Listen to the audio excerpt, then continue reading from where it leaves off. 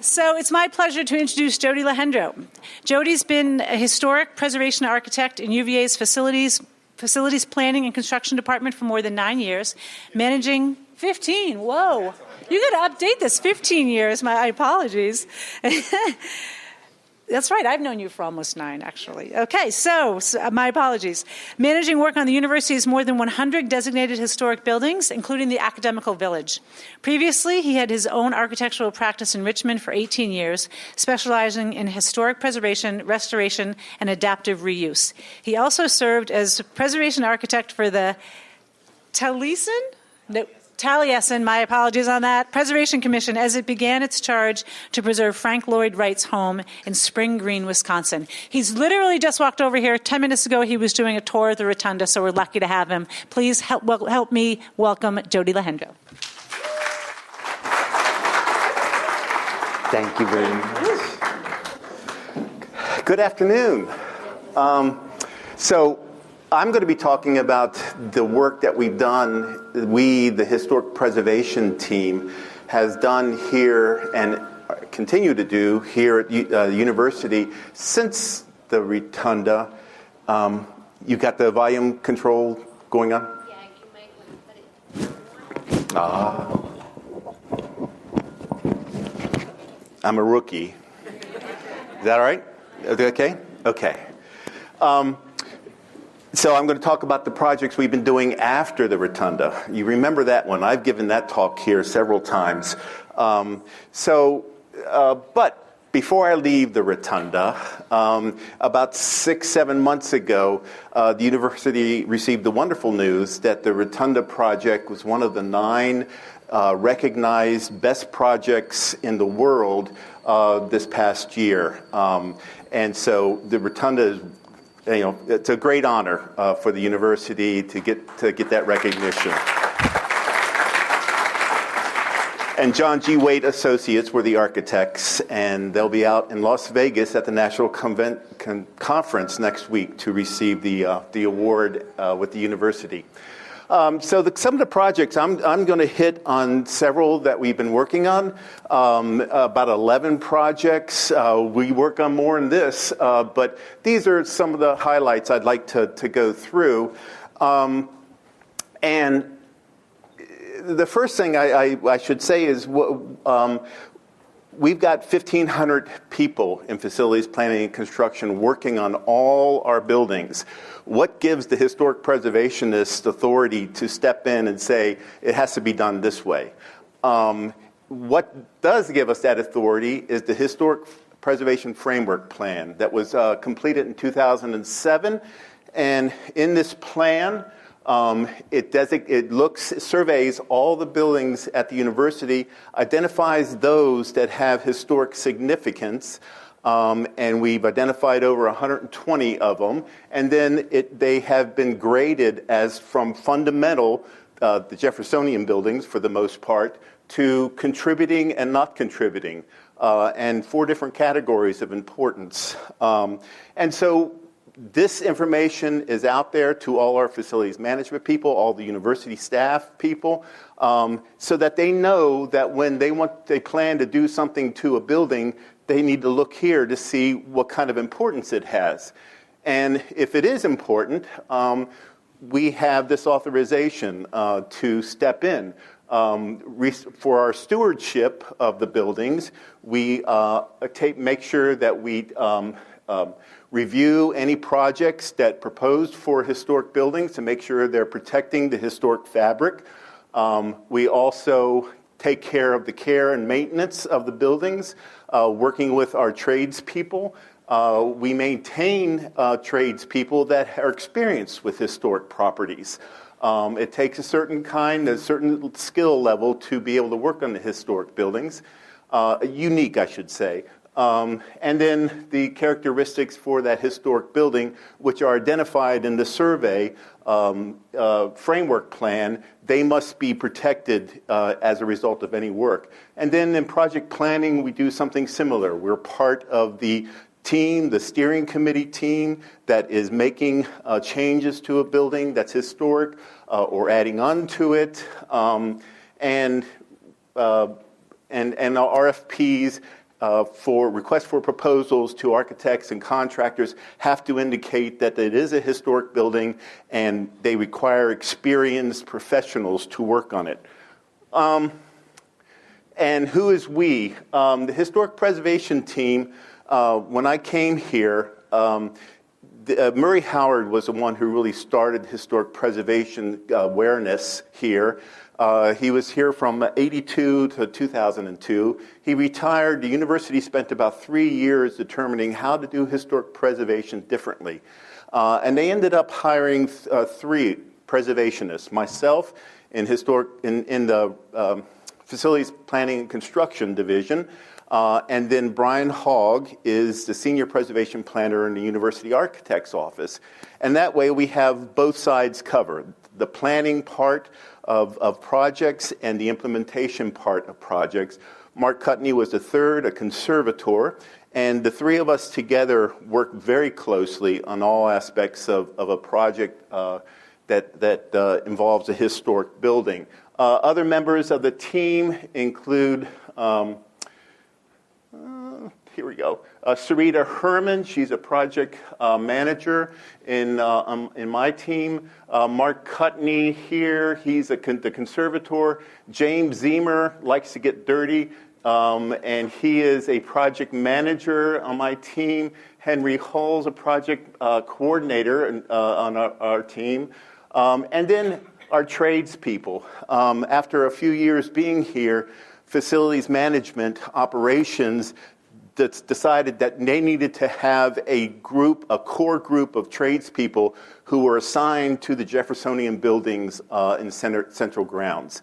And as a result, the preservation team, we started working with our tradespeople, going through the preservation principles, making sure that as we hired new tradespeople, we found those that had experience with historic preservationists.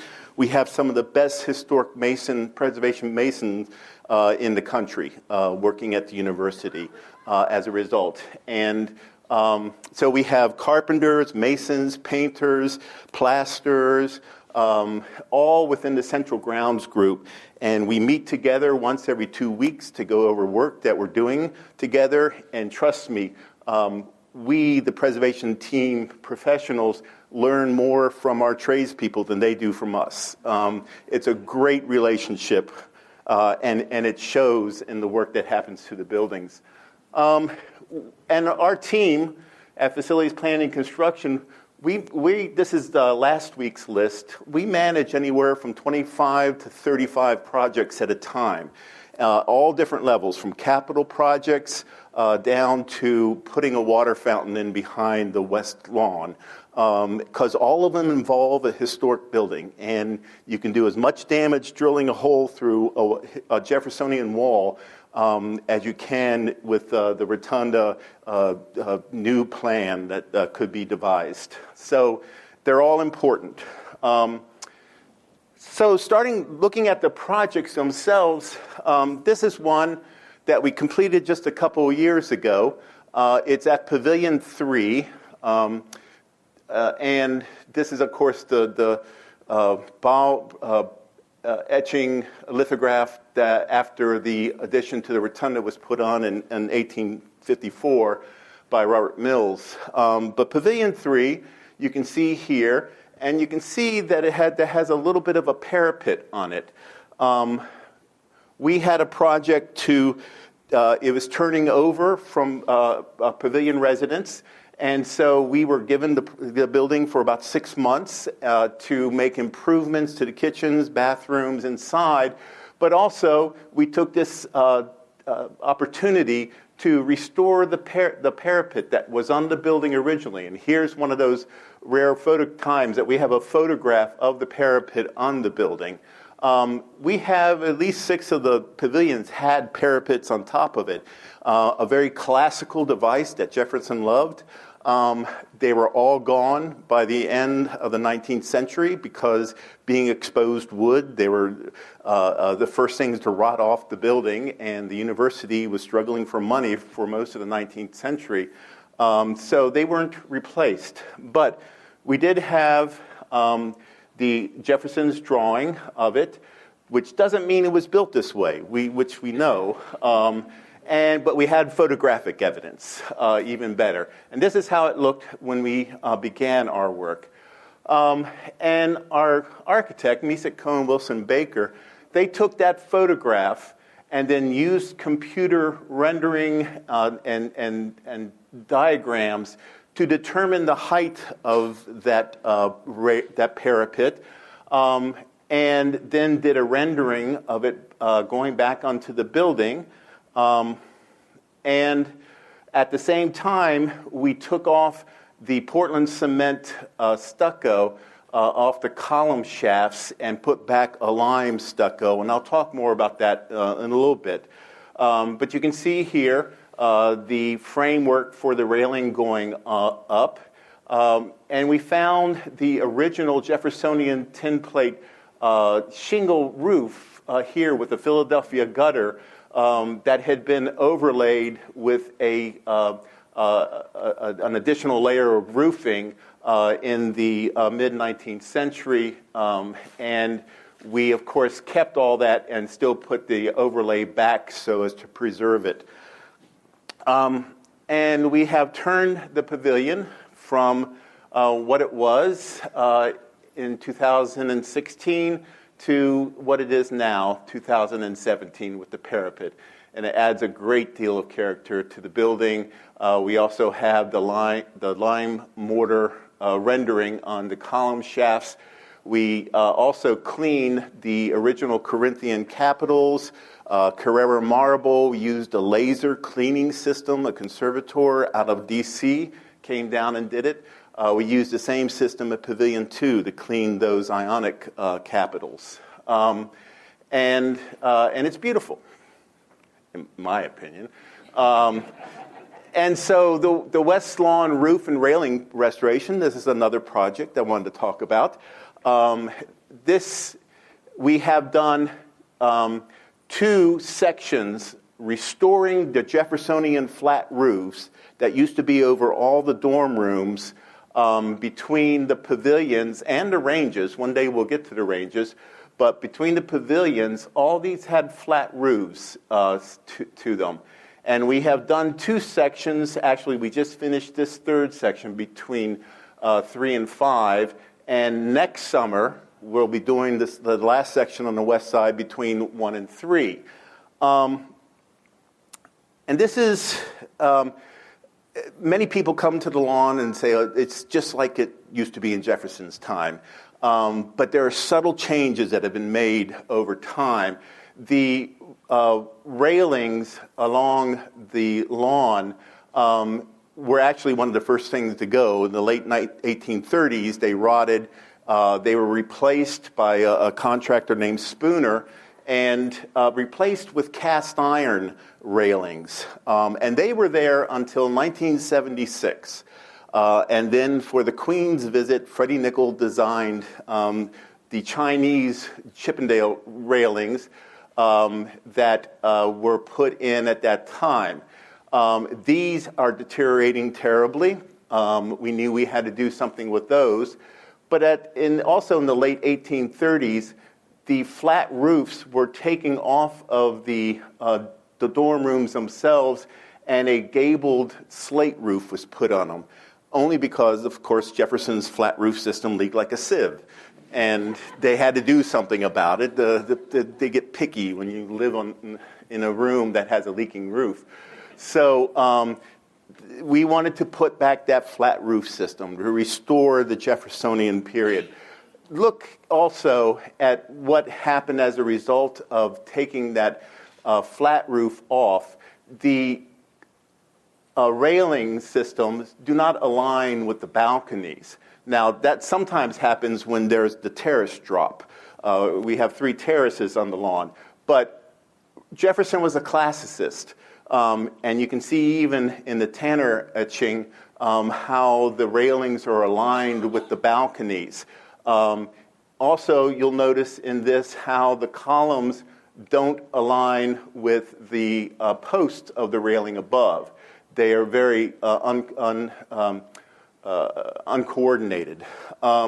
So we hired Misa Cohn Wilson Baker. They actually found an incredible amount of evidence to prove what the original railings were. And this shows you what happened to that flat roof system when they came in the late 1830s and put the gable roof over it. They kept the flat roofs underneath, and it's fascinating to get into the attics and be able to crawl along and over top of the serrated roof systems. This was a system Jefferson created of collecting water in these troughs, taking the water off to gutters at both sides of the flat roof, and then shedding it away from the building, and then putting boards on top of the ridges with a little bit of gap between them to allow the rain to go through the boards to the collection system below. So this shows you the before condition of the misalignment that happened. The architects found indeed that they were aligned. In fact, they had the posts were actually panels the same width as the emphasis of the column shaft below. And this is what a classicist would do. And Jefferson was the classicist, the ultimate classicist. And this shows you before how you had this walkway system here and the slate roof from the late 1830s and how it looks today. And it makes an extraordinary difference, I think, just architecturally, in that before, as you walked from pavilion to pavilion, your orientation was always to the lawn. Now you get up there and you see both the gardens and the lawn at the same time, and it just changes your whole perspective. And this was an incredibly important connection, communication level, because it connected the pavilions together. All the pavilions had their fanciest, the nicest, most ornamented room on the second floor. It was the parlor, and it was for greeting other faculty members, other faculty family. So we had this layer of communication and visitation among the faculty members and families, and then the students, of course, below in the colonnades. A really amazing system that was created. And we put back the flat ceiling that we knew was there. Our plasters have gotten to the point where they use even the wood lath of the original and mix goat hair in with the lime plaster to have the original system. And they believe it works better as a result. It has more give, it has more flexibility. So another thing we've been working on, in the Academical Village, we had done the paint analysis for one pavilion under with very limited information. And we knew that we needed to look at the historic paint colors for all of the Academical Village. So we bit off a chunk that was just the lawn, those buildings facing the lawn, and we wanted to do a complete analysis of all those structures. And we hired Susan Buck, a paint analyst out of Colonial Williamsburg. She worked, this was a year-long project. She collected over 150 samples from all around the rooms facing the lawn.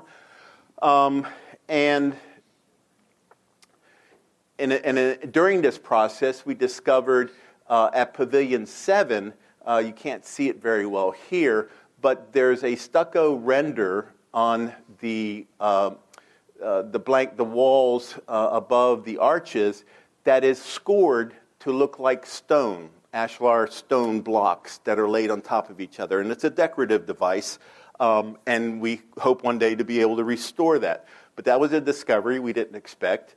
And then this shows you the kind of deterioration that the paint-grained doors was going through. This was a panel discovered in the attic of Pavilion X, used as a wood infill in the floor, nailed down. It was just salvaged and used. And it comes from one of the panels in a door for entering the pavilion. And this became a very important piece of evidence that we used to then recreate those doors. This is John Canning's specialist with John Canning. He studied in France for a couple years with a paint graining specialist there. He came down and he has done he did at this time 3 different doors for pavilion entrances. We found that the original actually had more brown in it than the paint graining that was in place done about, in 76, which is more mahogany looking. So we made that correction, and he's back again this summer. He's going to be doing 3 more. And notably, not only the entrance door from the colonnade level, but also the entrance doors from the Chippendale railing from the upper level, where the faculty went from room to room. Those were paint grained also because they were a very important entrance. You can read a building by where they put the decorated surfaces. One of the interesting things that Susan found this is Pavilion I, in the metopes, the sun god, the baths of Diocletian. Comes from that Roman ruin, and as handed down to Jefferson through Chambray's book, and Jefferson copied that. She found that the rays and the head of the sun god were chrome yellow. And I don't know what the Board of Visitors is going to do with that, but we'll let them know what it was. Whenever we do projects in the Academical Village, we have a policy: you cannot stick a shovel in the ground unless an archaeologist is notified. And so as a result of that policy, we actually found several projects in the East Lawn area where the East Lawn stormwater project's going on. Discovered a well house, a kitchen, and, I'll go through these. The Muse, I'll just go through them. So this cistern was actually discovered beneath the room just south of 6 on the east side. And it had been discovered a few years ago, and we just left it alone until we had the opportunity to have the archaeologists get in. But it's in the basement underneath the dorm room, and we even found archival letters to the proctor at the time from a faculty member asking, why the heck are you putting a cistern in below a room? Isn't that going to be a lot of moisture and vapor coming up through?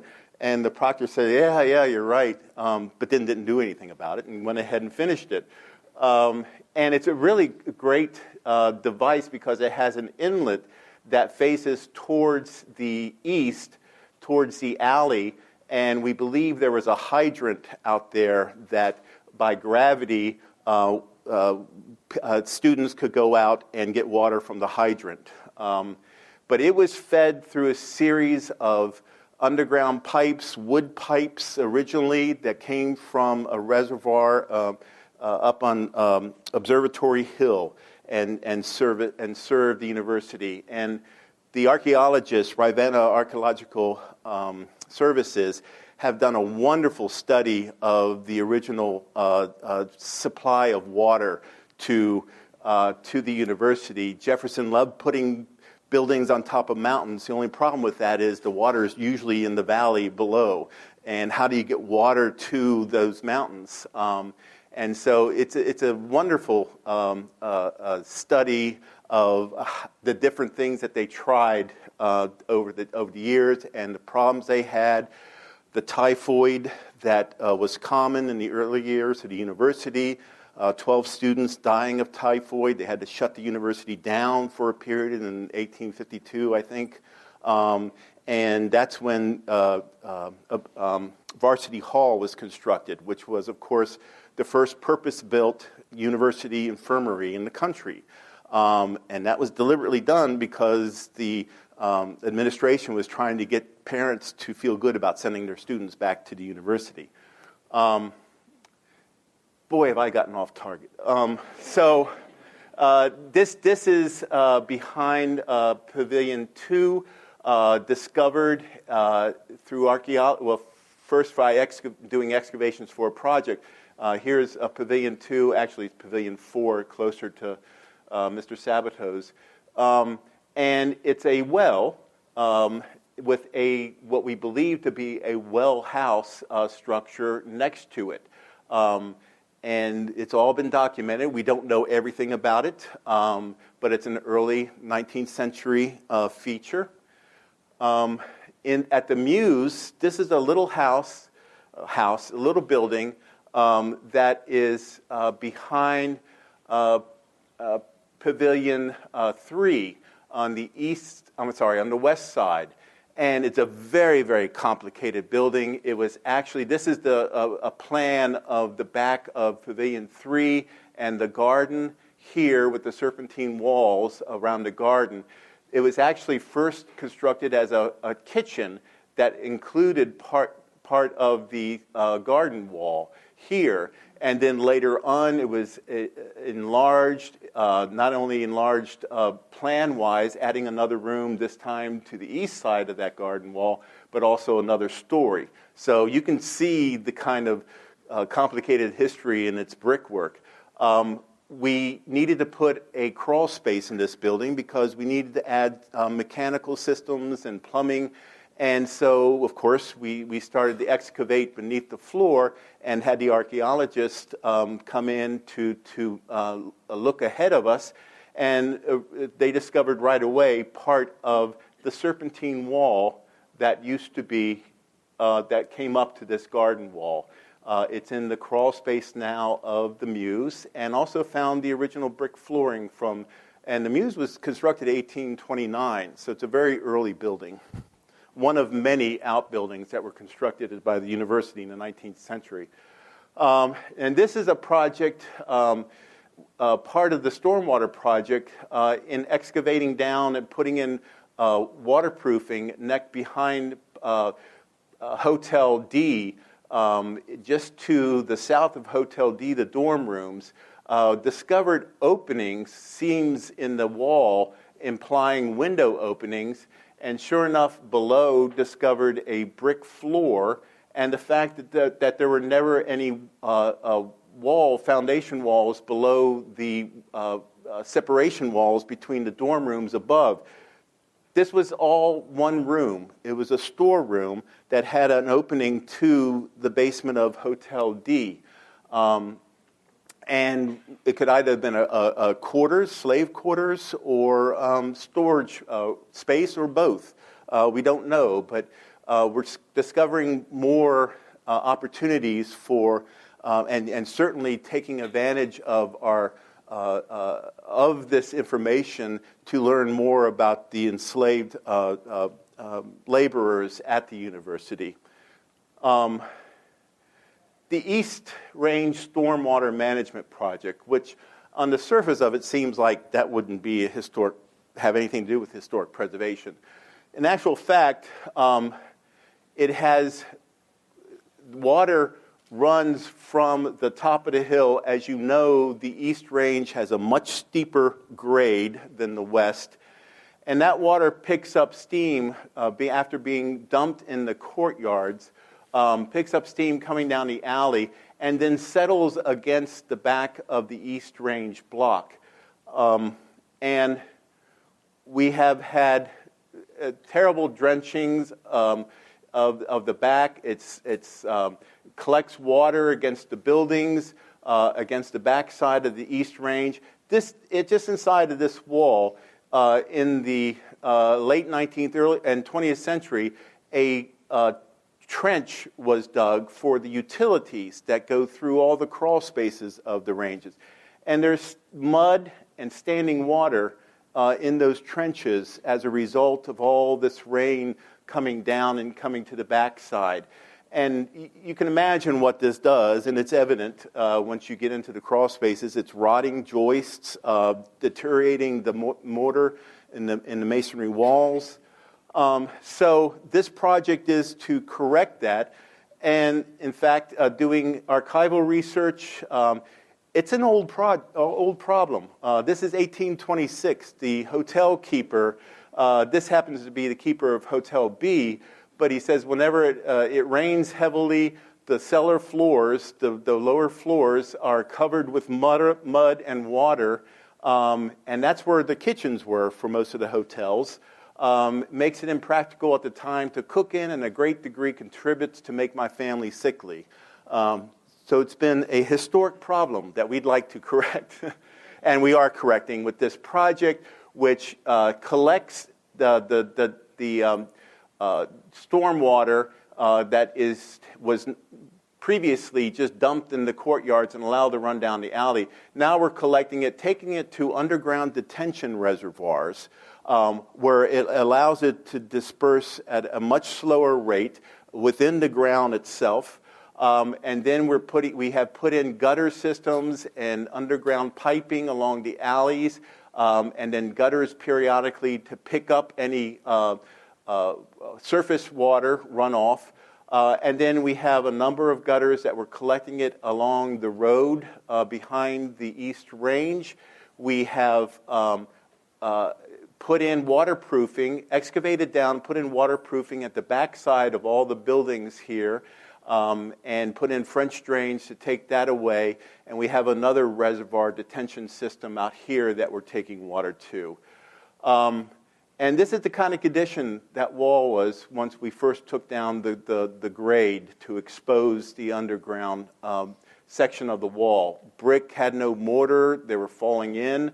So this is our waterproof. First, we of course come in and we repoint all this brick using lime mortar.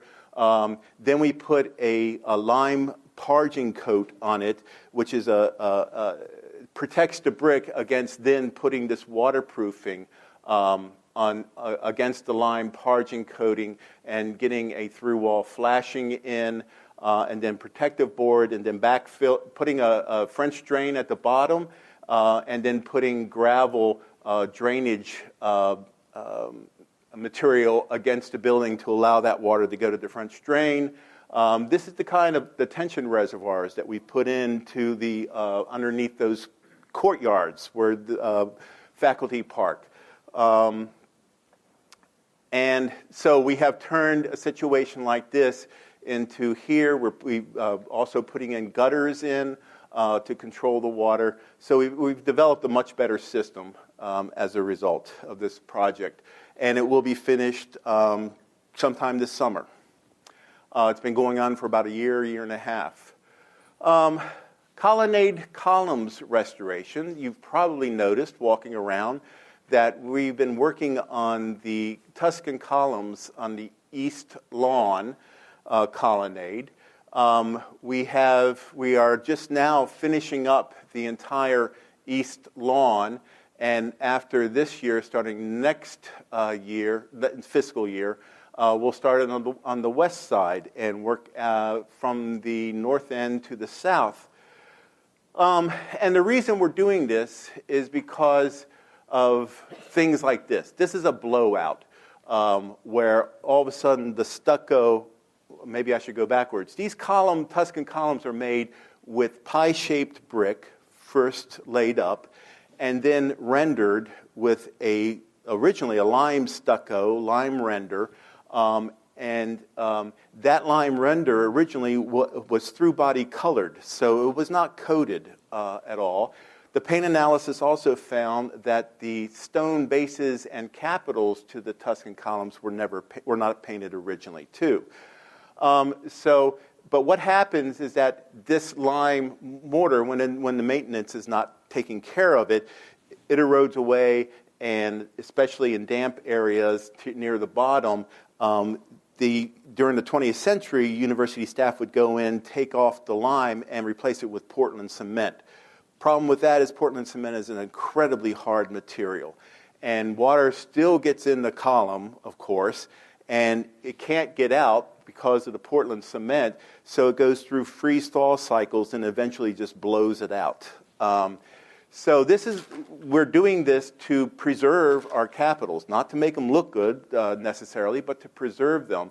Lime mortar allows the moisture vapor to come out. It breathes. It allows that to pass through. And so this was a very tedious process, using our own tradespeople, our own masons, coming through and with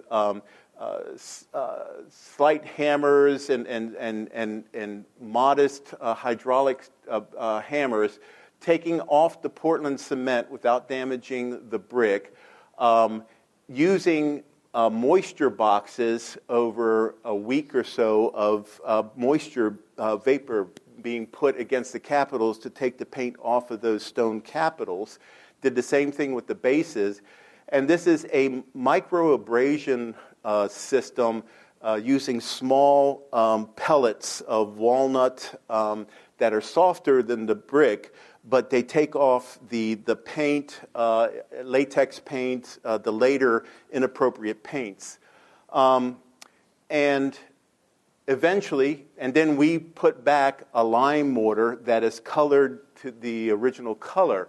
And they end up looking like this. We're going to have to go back through, though, and paint all the shafts with a lime paint coating. The original parts, and the reason we have to do that is the original parts of the shaft that are still the lime mortar, they've been painted over time, and that microabrasion, we can't get all of it off without destroying or damaging that lime coating. So to make it a more uniform color, we're going through and coating them with a lime paint. So accessibility, ADA accessibility. Of course, the university is known ever since I came here. It was annual that the federal government will let us know and the state government will let us know that we don't comply with ADA requirements on the lawn. We knew that. We tried different things to improve it, but we've never been able to, we hadn't been able until recently to be able to have a wheelchair occupant be able to go from the south end of the lawn to the north end because of the terraces. To go from one terrace to another, they could do that, but they'd have to go from the pavilion down an alley to McCormick Road, come up another alley, and get to that next terrace level.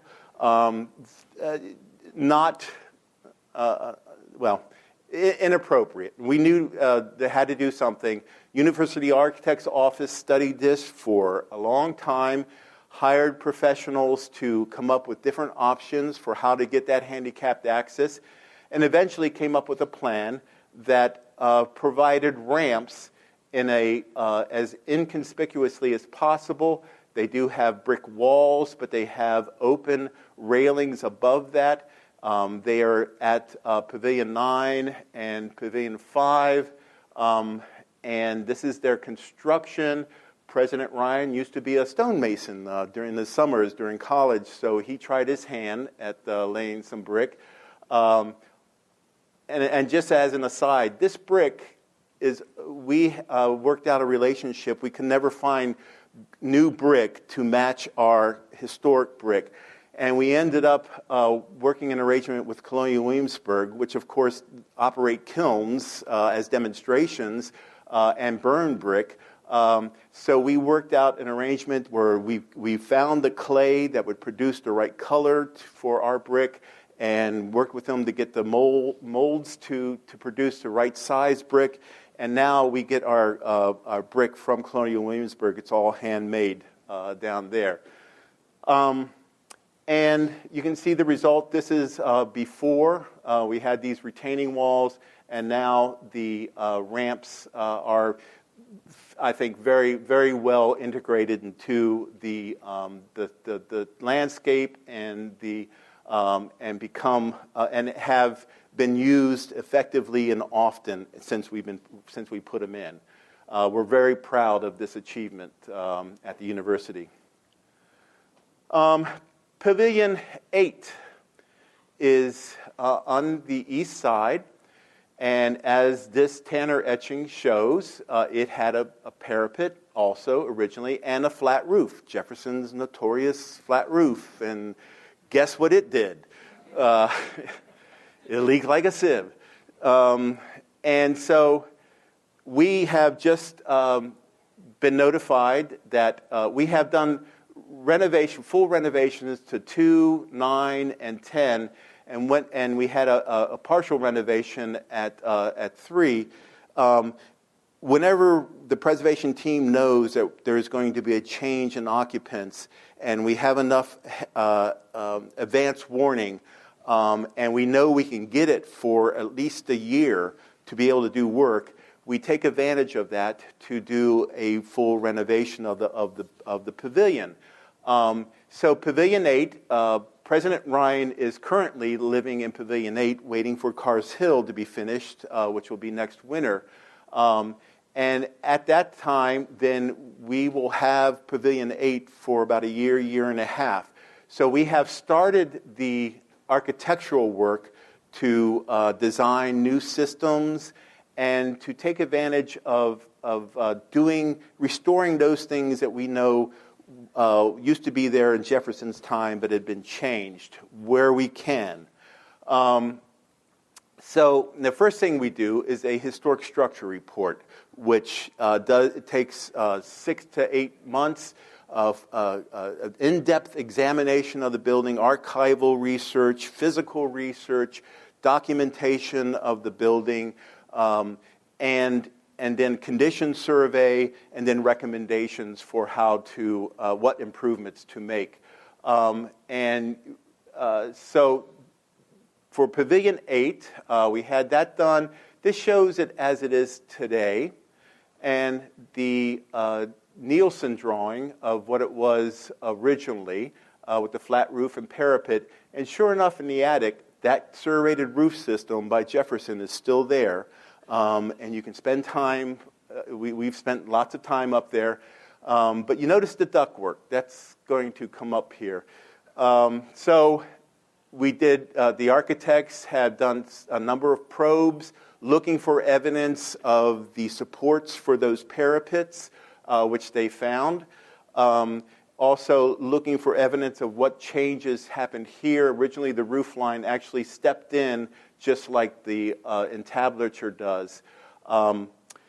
Just as an aside, all the Corinthian capitals, Carrera marble, were painted, started to be painted at some point. We don't know when. And we're going to be laser cleaning those to take the paint off and get them back to Carrera marble as part of this project. Unfortunately, the roof that was put on was done so in the hip roof that's under now was put on in the late 1830s. And then an addition was put on after that in the 1870s, I think it was, and it just followed the hip roof.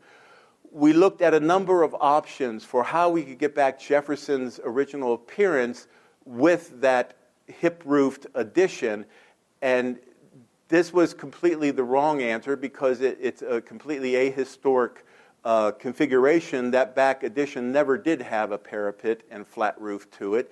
So we studied several different options, and we had wanted to do this option here.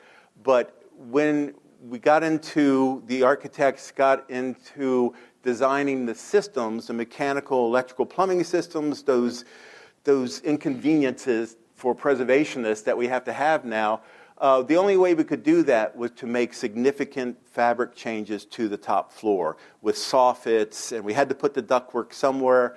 And so what we've ended up doing is keeping it the way it is, and using that attic space for our air handling units, our ductwork, all the things that we have to have. So we are proceeding along that route. An interesting thing, though, Bonnie Castle was an early resident. I think he may have been the first resident of 8. And he actually invented a roofing system that used battens and sheet metal. and it's patented. And indeed, there's evidence on the Pavilion VIII roof in the attic that it was put on Pavilion VIII. When he put that hip roof on in the 1830s, that batten system that he invented was on the roof. It's not there now, but there's evidence with battens and early screws, handmade screws holding down the battens in the attic. So in some way, we're keeping that history. The memorial, how am I doing time-wise? Just 10?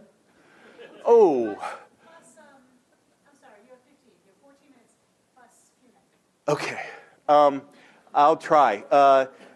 The memorial to enslaved laborers, of course not a historic building, but it is going into a very important place just east of the Rotunda. This is Brooks Hall, the Rotunda. It's going in the triangular field, and it is a project being managed by the Historic Preservation Team. It involved a very extensive public engagement with the city of Charlottesville because so many of the enslaved laborers' descendants live still in Charlottesville. And this is the design as it is being constructed. And this is the reasoning behind that design, where the center of it will be a gathering place. There will be a fountain, a continuous fountain, a water feature that will have a timeline of enslaved labor at the university. And then on the inside of the ring will be names of the enslaved that we know about at the university. And then on the outside will be an image that is carved into the stone.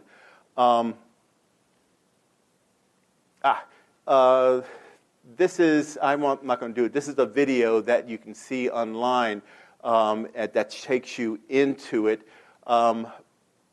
But I guess I'm going to do it anyway. I'll let you watch it.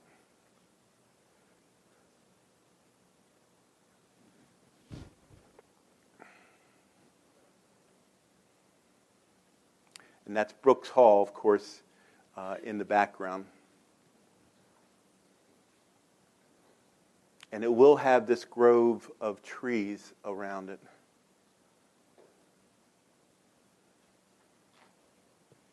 So in this outer, it's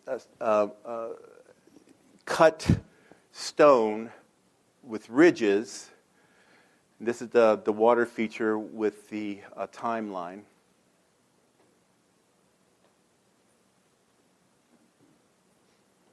And then the names of the enslaved.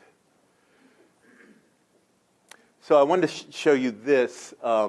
The artist, whose name I cannot pronounce, is actually an artist and a mechanical engineer. And he's devised this system. Play.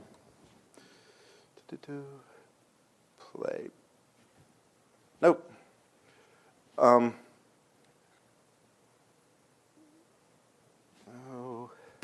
Excuse me.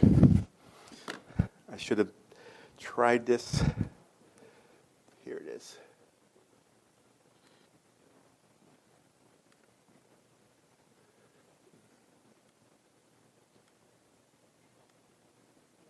I do. I used to know how to do this. What are you trying to do? I'm trying to get this video to run. It's a video.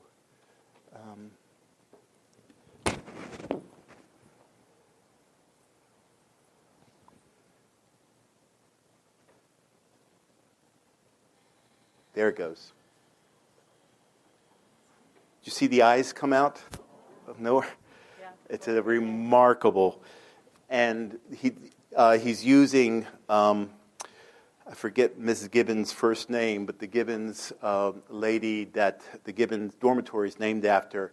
There's a wonderful photograph of her, and he's using her eyes from that photograph in the exterior sculpture.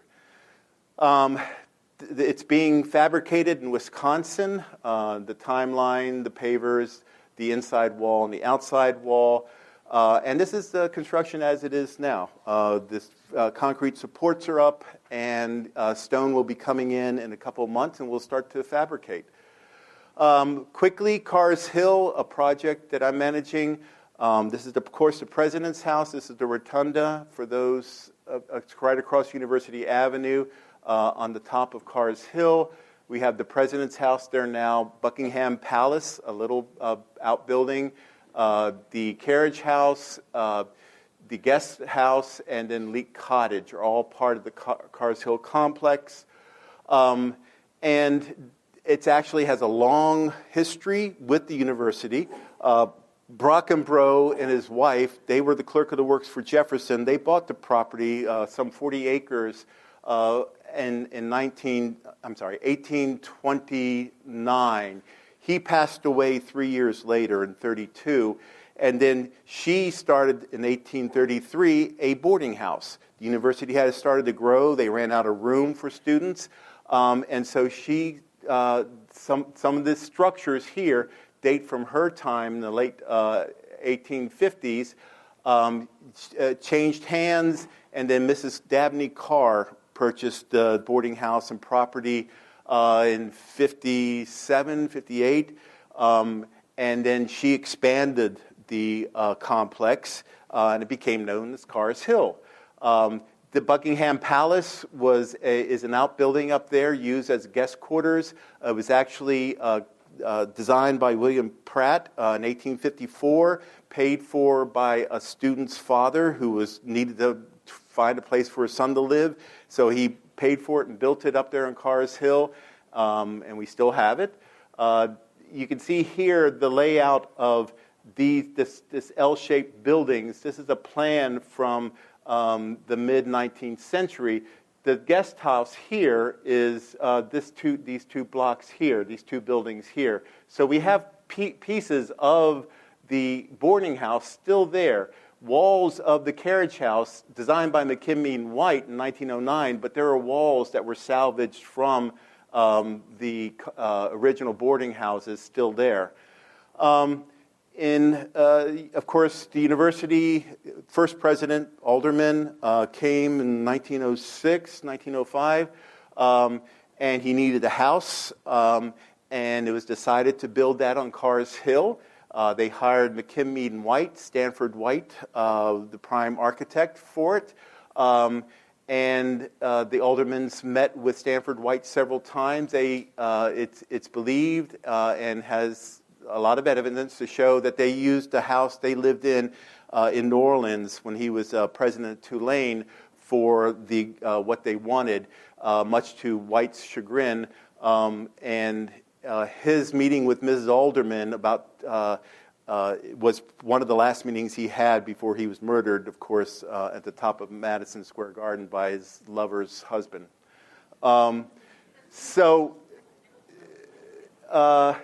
The Carr's Hill has several different components to it. The renovation of the house itself, it's never been renovated since its construction in 1909, replacing all the mechanical electrical systems, putting in fire detection, suppression systems, media security. We have serious structural problems that were constructed with the house, and then restoring certain features, then replacing the landscape and the hardscape around the building, and new utilities for all the outbuildings and Carr's Hill, and it certainly needed it. This is the housekeeping area in the basement where they worked, just with all kinds of systems that were added onto piecemeal together over time. This was a structural support brace that we had to put in underneath the entrance foyer and hallway. This says, "Please jiggle the handle after flushing." Don't turn off the electrical light because it affects the Comcast cable. Wires everywhere. You look out windows onto compressors. There were 5 different compressors, 5 different little air conditioning systems that were just patched into the house. Plumbing systems from 1909 that had very little pressure anymore because the rust was so bad inside of them. So Take 10 more. So we're going to cut 5 minutes of Q&A because this is right. So take 10 more minutes. You guys feel your questions. Oh, thank you, because I have a lot of these. New utilities coming in. We had new water lines for the fire suppression system, bringing in chilled water for the first time so we can have central systems, air conditioning systems, getting rid of all those compressors, replacing sanitary sewer lines in the basement. So this is all the systems going into the building, having to take off wainscot and doing not probes, but selective demolition to be able to wire and rewire the house and get all our new security systems in and sprinkler systems in. The structural problems we had was that originally the house was designed so that all the wood structure of the roof would go to the exterior brick walls. Unfortunately, university decided to do their own construction administration and ended up building it, allowing the structure to settle on the interior non-load-bearing walls, which then caused such things as a good 3 inches of drop from one side to the other of this door. And all it took, we would monitor this. We go in and take measurements once every couple of months just to make sure it still wasn't moving. But all it would take was a tremendous snow load to create some failure to these interior wall systems. We devised a system of putting in 3 steel trusses in the attic to rehang all the existing wood framing off of those trusses and take the loads back to the exterior walls. And these are the trusses, and it's not a very difficult thing to do. There's 100 pieces to each of these trusses, and they had to be fabricated, put together in the attic, brought in one at a time, and they sandwiched existing walls so that we can then hide them within furred out walls. And this was an extremely difficult and expensive thing to do, but it preserved the building. And this shows the bearing for one of those trusses at the exterior wall. In the basement, we went in and sistered all of the joists and added steel channel flitches to the girders to reinforce them for the kind of assembly loads that happen now. The first floor it's used so much for public events, for fundraising, for university events. That it's considered an assembly space. And it thus has building code requirements for a much more rigorous structural system. So that's what we did with the basement structure. Some of the few things that we have restored, the original building had a balustrade around the flat upper part of the roof.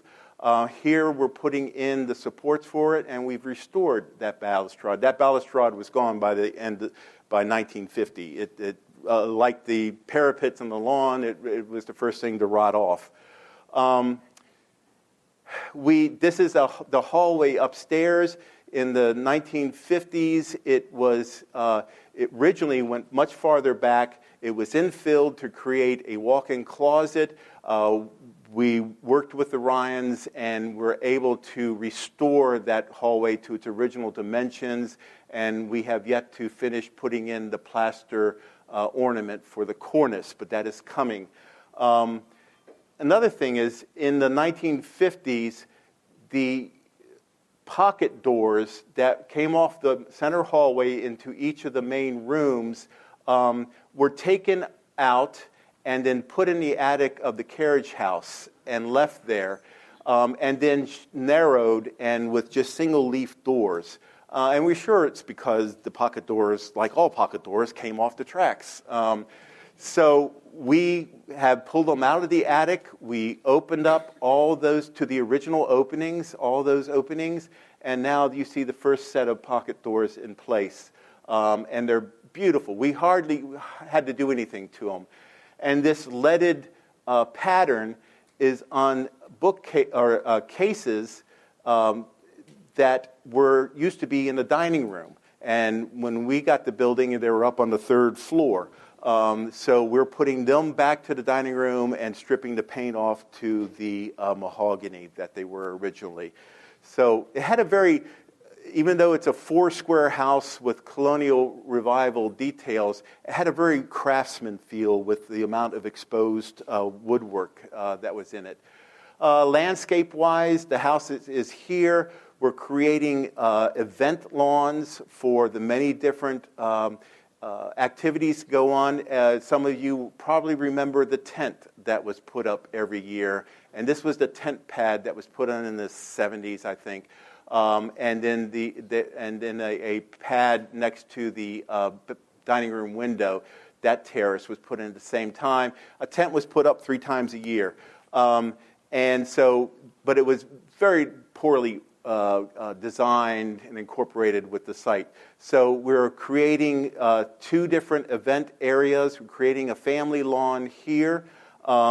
And we have taken away that pad, that terrace pad, and we're going to be putting back an east terrace that's very similar to the original terrace that used to be there and designed by McKinley and White. Here's a rendering of it. This is the east lawn, event lawn. There'll be a northeast one, and this is what it looks like. Looked like when we began. And so these were taken just recently. The east lawn, the very shallow retaining walls that are going to create a nice flat space for events are going in, being bricked. And there's this several risers to the east terrace.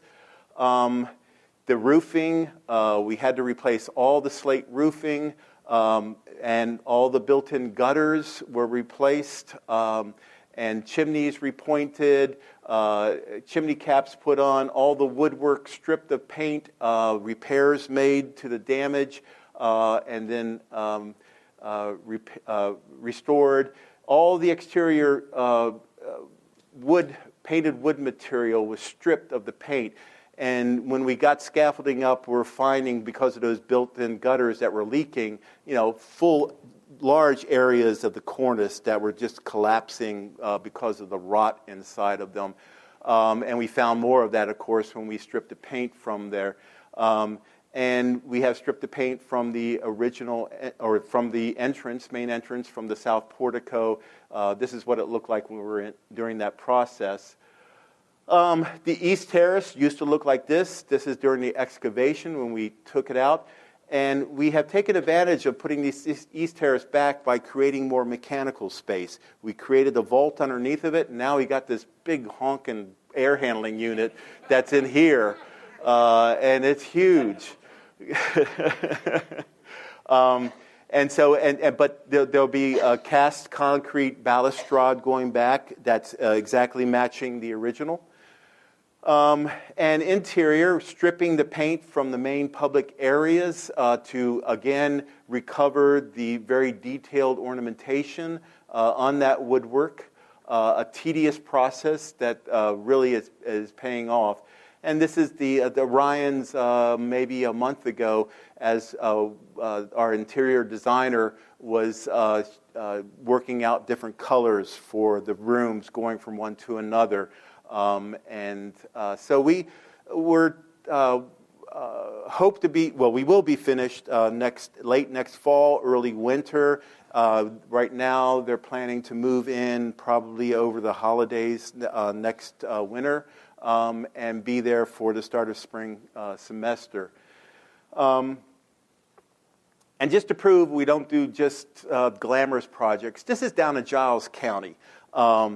And it's a fantastic place if you don't know about it. It's a biological station that the university constructed in the 1930s on land given to it for the study of biology.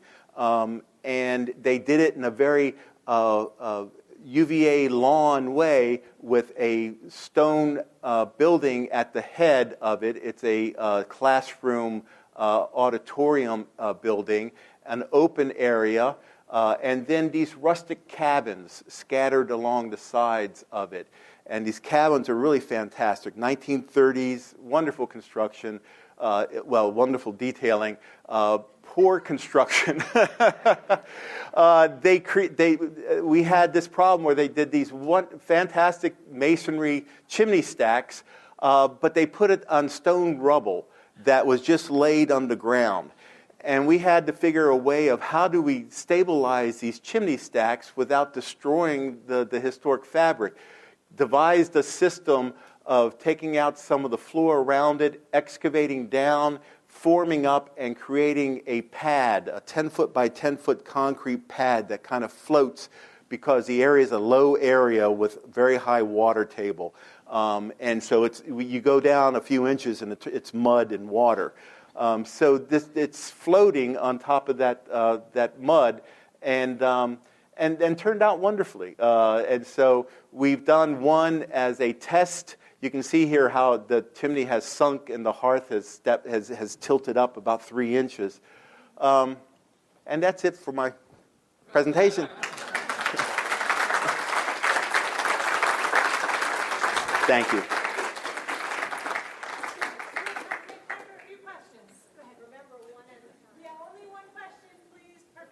I'll be lucky to get one. Yes, sir. Yes, sir. Hi. At the launch, you said that the wonderful work you guys did on the Rotunda was recognized as being one of the 9 best in the world. I missed who was the person or group that gave you that honor? The American Institute of Architects. Yes, ma'am. How did you fix the Jeffersonian flat roofs when you reinstalled it? We have a redundant roof system, so we preserved the serrated roof, and then we put across it new framing, plywood, and then an EPDM single-ply membrane roof.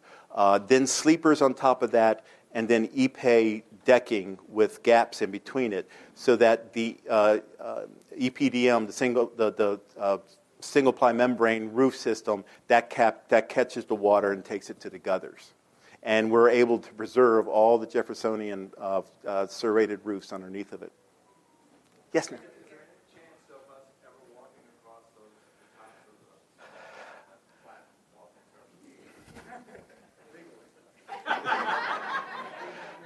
surface? That's an issue, because the building official has not allowed that to happen to the first section we did between 7 and 9, because there was not 2 means of egress from that flat roof area. We're hoping to, as we do more of them, there will be more opportunities to be able to, in an emergency egress, to be able to find a way off of them, or an emergency situation. So we're working with them, and as we finish up the entire West Lawn row, we hope to come up with a negotiated way of allowing people up there. But right now, I take people up to Pavilion VII and go out there all the time. And take groups out there too, so don't tell. Yes? Hey, Sing. Jody, how did the whole building, is that the geology building get built? How was the... How did it get built with the plans, which are so different than everything else? Oh, are you talking about the anatomical theater? No. Brooks Hall? Oh, that's a history. So you'll notice the 2 buildings that have the most different, distinctive architecture are the chapel and Brooks Hall. Well, they were constructed, Brooks Hall 1876, the chapel early 1890s, 1880s, before the fire of 1895. And you have to remember that where they were placed was the backyard of the Academical Village. That was the rear. The portico facing University Avenue was not there. Those wings facing University Avenue were not there. Jefferson, that was a hillside that Jefferson planted in Scotch broom to keep people from coming from University Avenue to the Rotunda from that direction. He made everybody go down to the south end of the lawn and approach the Rotunda up the lawn. So when they had these strange architectural buildings, it was natural for them to put them in the back to hide them. It just unintended consequences. After the fire of 1895, the Board of Visitors said, we've got to address University Avenue. That's where everybody is. And so they instructed McKinney White to put the north portico on, and the steps, and the north terrace, and then all of a sudden Brooks Hall and the chapel are features. So it was inadvertent. I want to thank you for all your work you've done. Let me ask you about one of the great questions I have. What happens if you ever fire again? A fire here. Have you got good fire suppression? Oh, yes. So as an example, I mean, we put complete fire suppression in the Rotunda. Whenever we renovate a pavilion, we put fire suppression now into pavilions.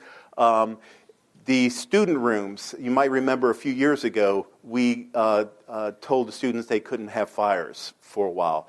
What happened is we got into those attics, and we started seeing cracks in the chimneys in the attics where creosote was coming out and depositing on the face of the brick, which meant those chimneys were leaking hot air. And these are wood attics that connect 5 to 7 dorm rooms, and a fire getting up there and going down the dorm. I mean, it was a disaster waiting to happen. So we shut down the fireplaces, and of course the resulting outcry meant that money was found to fix that situation. We relined all the fireplaces with stainless steel liners, but we also put in the fire suppression system in the attics of all the rooms and in the rooms themselves. If you go into a room now, if you look directly above your head when you go in, you'll see a sprinkler head right there. So all that's been protected as best as we can. And they're also in the crawl spaces and basements. Great presentation. Any chance your slides would be available online or can be put online so that we go back and look at them? I'll be glad to if Althea agrees to it. Okay. Thank you. Jody, have you found any evidence of habitation on the university property that's older than the university? Yes, as a matter of fact. When the cemetery project, there was a project to add to the cemetery, and that's when we discovered the 57 unmarked enslaved laborers and black graves. So as part of it, we had to then move the extension to the cemetery to the south side, and when we did that, discovered some Indian remains, prehistoric Indian artifacts that Three Chop Road apparently used to follow McCormick and then went along Alderman up to where it then connects back to what is now Ivy Road. So it had a little bit different route, and that was along the road, and they found prehistoric Indian artifacts there. And then, of course, the Jefferson buildings are not the oldest buildings in the Academical Village. Monroe Law Office is what we call Monroe Law Office. But that little tiny building at the intersection of the two rows on Monroe Hall, Hillside, that office dates to about 1790. And it's really fascinating to go inside in the crawl space and see the earlier construction in that building.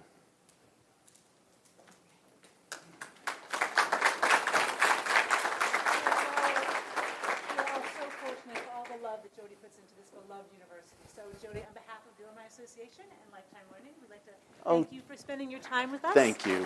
Thank you. Thank you all for being here. Thank you for your interest in the historic preservation. And please fill out the feedback cards and have a wonderful week.